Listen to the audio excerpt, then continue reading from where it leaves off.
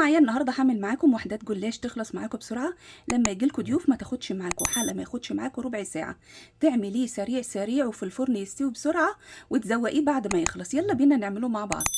تعالوا معايا كده. بصوا، عندي هنا جلاش، ربطه جلاش، وعندي القالب ده، وعندي كمان السمنه. هعمل معاكم طريقه جلاش جميله جدا وما بيتزوقش الا بعد ما يخلص. بعد ما تخلصيه هفك ربطه الجلاش ونيجي نعمل مع بعض.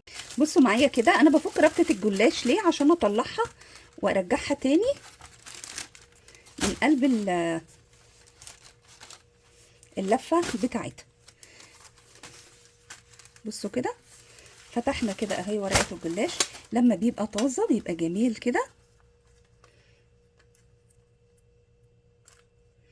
ثواني كده، هنبدا نعمل كده. هناخد نصها، هنقطعها كده، ناخد نصها. جهزت عندي كده ربطه الجلاش جاهزه اهي عندي. هبدا الفها كده رول، وانا بلفها تكوني ضاغطه عليها كويس جدا. شايفين الطريقه دي سهله جدا؟ لما يجيلك حد حلويات سريعه مع القهوه العربي جميله جدا.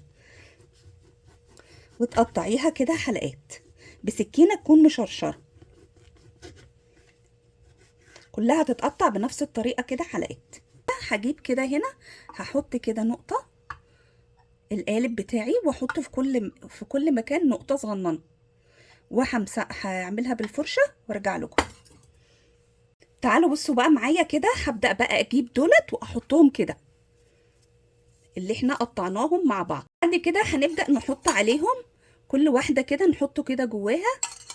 جهزت الصينيه بتاعتي دي كلها، هحطها بقى ايه، وحطيت فيها كلها كده زبده من جوه. هحطها في قلب الفرن، ولما تطلع هوريكم ازاي هنستخدمها. اول ما طلع على طول رحت مزوقاه وحاطه جواه البندق والمكسرات والكاجو، حطيتهم جواه واديته تاني عليه بقى حبه عسل طبيعي. طلع معايا بالنتيجه اللي انت شايفاها دي. جربوه وقولوا لي ايه رايكم.